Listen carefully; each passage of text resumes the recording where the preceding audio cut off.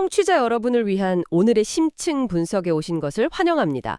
오늘 저희가 살펴볼 자료는 팔란티어의 CEO 알렉스 카프가 세계 경제 포럼에서 나눈 대화의 녹취록인데요. 보통 이런 자리에서는 좀 뜬구름 잡는 이야기가 많잖아요. 그런데 이 녹취록은 좀 다릅니다. AI에 대한 아주 날것 그대로, 때로는 불편할 정도로 직설적인 통찰이 담겨 있거든요. 맞아요. 그 카페 화법 자체가 굉장히 도말적이죠. 오늘 저희의 목표는 그의 말을 통해서 AI가 단순한 기술적 효율성을 넘어서는 것, 그러니까 현실을 시험하는 일종의 스트레스 테스트가 될 수 있다는 아이디어를 탐구해보는 겁니다. 아, 스트레스 테스트요? 네. AI라는 거울이 우리 사회, 기업, 심지어 우리 각자의 능력을 비췄을 때 과연 무엇이 드러날지 함께 파헤쳐 보시죠. 좋습니다. 현실에 대한 스트레스 테스트. 그럼 그 테스트가 가장 혹독하게 치러지는 곳에서부터 시작해보죠. 카프는 군사기술의 역사부터 짚고 넘어가는데 과거의 군사기술이 민간으로 이전되면서 삶의 질을 높였다면 지금의 AI는 좀 다른 양상이라고 하더군요. 네, 바로 그 지점에서 전장이라는 키워드가 등장합니다. 카프는 전장을 완전히 날 것 그대로의 벌거벗은 환경이라고 묘사하는데요. 이게 AI 개발에 있어서는 최고의 시험대라는 거예요. 최고의 시험대. 네, 실험실에 통제된 환경이나 멋진 파워포인트 슬라이드 위에서는 모든 게 완벽해 보일 수 있죠.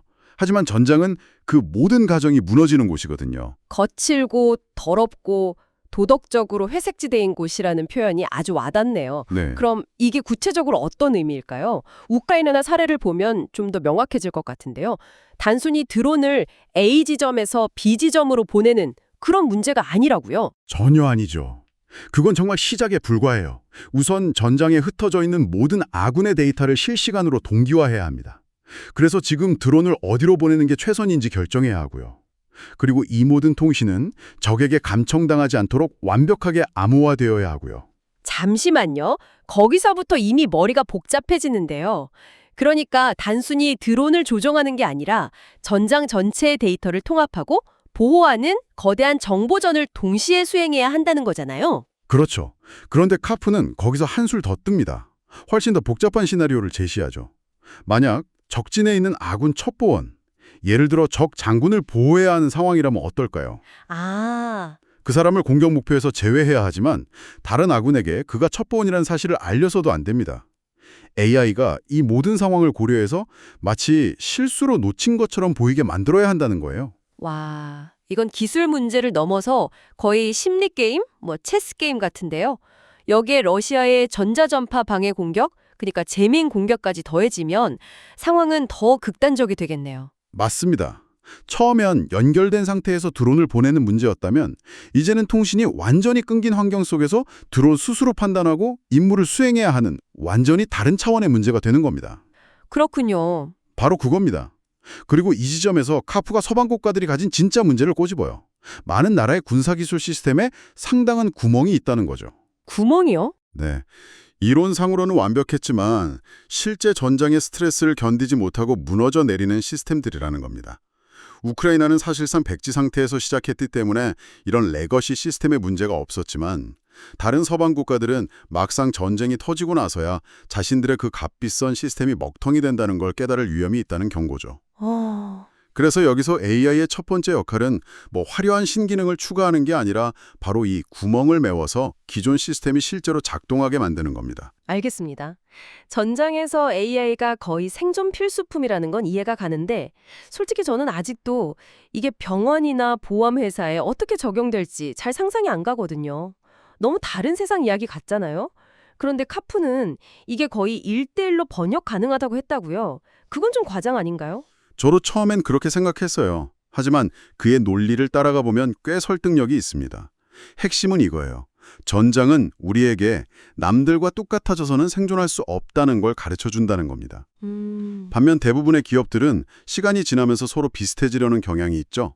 비슷한 컨설팅을 받고 비슷한 조직 구조를 만들고 비슷한 소프트웨어를 도입하고요. 그렇죠. 다들 업계 표준, 베스트 프랙티스 이런 걸 따라가려고 하니까요. 맞아요.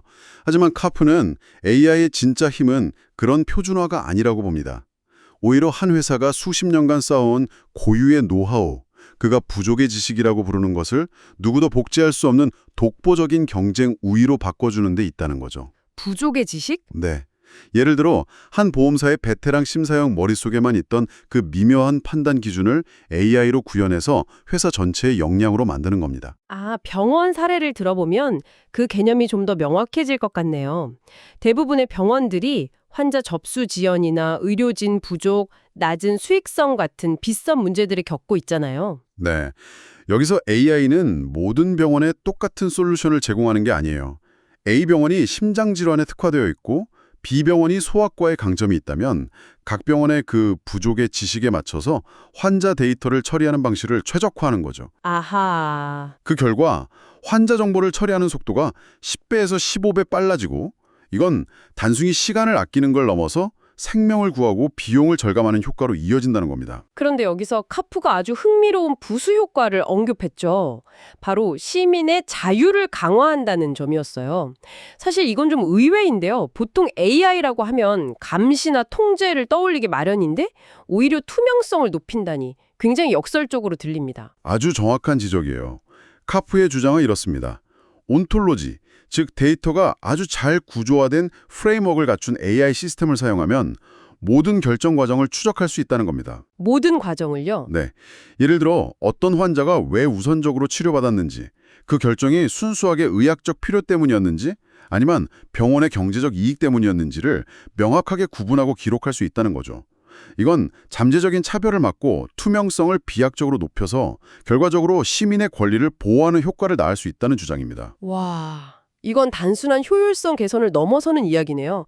이 아이디어를 경제 전체의 그림으로 확장해 보면 과거에는 이런 수준의 혁신을 하려면 회사를 시장에서 내리고 사모펀드 같은 곳이 인수해서 아주 고통스러운 구조조정을 거쳐야만 가능했다고 하더군요. 맞아요. 비용 구조를 완전히 뒤엎는 대수술을 해야 했죠. 하지만 이제 AI를 통해 기업들은 상장 상태를 유지하면서도 그와 비슷한 수준의 효율성을 달성할 수 있게 되었다는 겁니다. 특히 여기서 중요한 건 이 과정에서 불필요한 중간 관리 계층은 축소될 수 있지만 현장에서 실제 가치를 만들어내는 핵심 인력, 예를 들면 병원의 의사나 간호사 같은 사람들의 역량은 오히려 강화된다는 점이에요. 아, 행정 업무에 시달리는 대신 환자에게 더 집중할 수 있게 되니까요. 바로 그거죠. 그들의 만족도도 올라가고요. 이 수준의 효율성 증가는 분명 기업의 생산성에는 엄청난 도움이 되겠지만 결국 많은 사람들이 가장 두려워하는 질문으로 이어지네요. 그래서 내 일자리는 어떻게 되는가? 이 거대한 질문에 대해 카페의 대답은 어땠나요? 역시나 아주 직설적입니다. 그는 AI가 모든 일자리를 파괴할 거라는 식의 막연한 공포는 일축해요. 대신 특정 유형의 일자리를 파괴할 거라고 아주 명확하게 지적하죠. 특정 유형의 일자리. 네, 심지어 자기 자신을 예로 들어요. 자신이 가진 철학 박사학위 같은 건 앞으로 시장에서 팔기 아주 어려울 거라고요.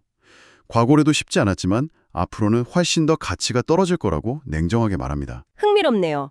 지식노동의 상징 같은 학위의 가치가 떨어진다니 반면에 그가 가치가 훨씬 더 높아질 거라고 본 일자리들은 어떤 것들이었죠? 바로 직업기술, 전문기술 분야의 직업들입니다.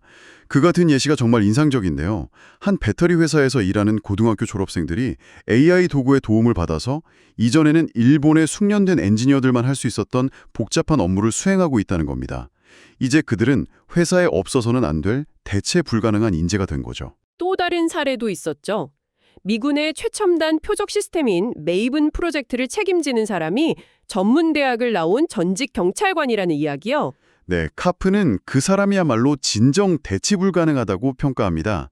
그러면서 만약 과거의 잣대, 즉 어느 명문대를 나왔는지 같은 기준으로 사람을 뽑았다면 그의 엄청난 재능은 절대 발견되지 못했을 거라고 단언하죠. 그에게는 시스템의 허점을 찾아내고 복잡한 문제를 해결하는 데 특출난 재능이 있었던 거예요. 와, 이건 정말 많은 생각을 하게 만드네요. 우리는 보통 못하는 걸 보완하라고 배우면서 자랐잖아요. 육각형 인재가 되라고. 그런데 카프는 그냥 가장 뾰족한 한 부분을 찾아서 그걸 극대화하라는 거군요. 교육 철학 자체를 뒤엎는 이야기입니다. 정확합니다. 카프의 철학은 한 개인의 특출난 적성을 찾아내서 거기에 집중시키는 거예요. 어중간하게 잘하는 5가지 일 대신 정말 남들보다 압도적으로 잘하는 한 가지 일에 모든 자원을 쏟아붓게 하는 거죠. 이건 명문대를 나와서 화이트카라 직업을 갖는 전통적인 성공 경로에 대한 근본적인 도전입니다. 우리가 인재를 어떻게 발굴하고 잠재력을 어떻게 측정해야 하는지에 대한 새로운 기준이 필요하다는 이야기로 들려요. 알겠습니다. 이렇게 기업과 개인의 커리어에 미치는 영향을 살펴봤는데요. 이제 시야를 더 넓혀보죠. 전 세계적인 관점에서는 어떻습니까? AI가 국가 간의 격차를 줄여줄까요? 아니면 새로운 종류의 글로벌 계급을 만들어낼까요? 가프의 전망은 여기서도 아주 현실적이고 어찌 보면 좀 비관적이기까지 합니다. 그는 이미 격차가 뚜렷하게 벌어지고 있다고 봐요. 승자는 명확합니다. 승자요? 네, 바로 미국과 중국이죠.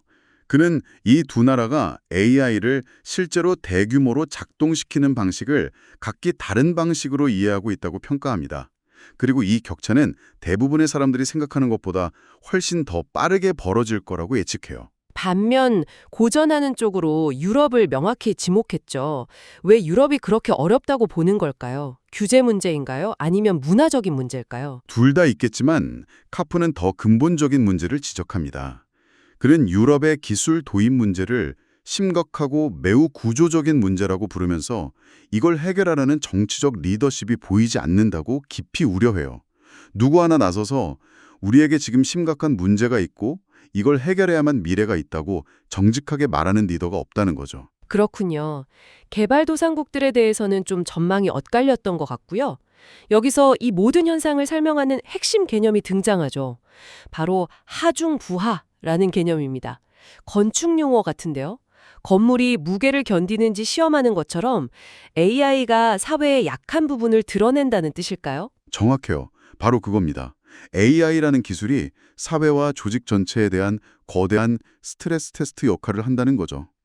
AI가 도입되는 과정에서 무엇이 진짜로 무게를 견딜 수 있는 실체이고 무엇이 그저 허울 뿐인지를 가차없이 드러낸다는 의미입니다. 정말 흥미로운 비유네요. 그럼 그 테스트의 압력을 견디지 못하면 어떻게 되는 건가요? 무너져 내리는 거죠. 카프는 AI가 시장 가치에 기반한 정직함을 강요한다고 봐요. 지금까지는 그럴듯한 말이나 이념으로 포장할 수 있었던 비효율성, 부패 혹은 무능함이 AI라는 압력 테스트를 통과하지 못하고 그대로 드러난다는 겁니다. 아, 예를 들어 정치인들이 더 이상 여러분의 삶이 힘든 걸 압니다. 내일은 더 나빠지겠지만 그래도 듣기 좋은 말을 해드릴게요. 와 같은 수사가 통하지 않게 된다는 거죠. AI가 만들어내는 데이터와 결과가 현실을 너무나 명확하게 보여주기 시작하니까요.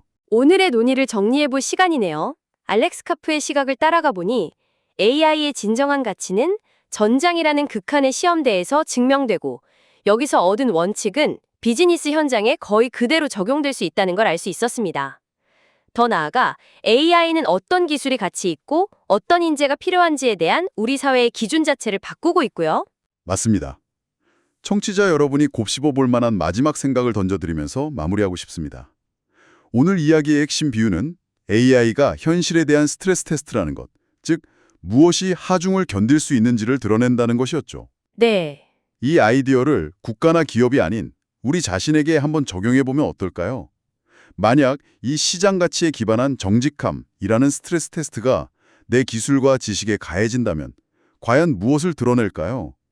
우리 각자의 직업적 삶에서 어떤 부분이 정말 견고한 기반 위에 세워져 있는 하중을 견디는 기둥이고 또 어떤 부분은 언젠가 드러나기를 기다리는 그럴듯한 파워포인트 슬라이드에 불과할지 한 번쯤 생각해 볼 문제입니다.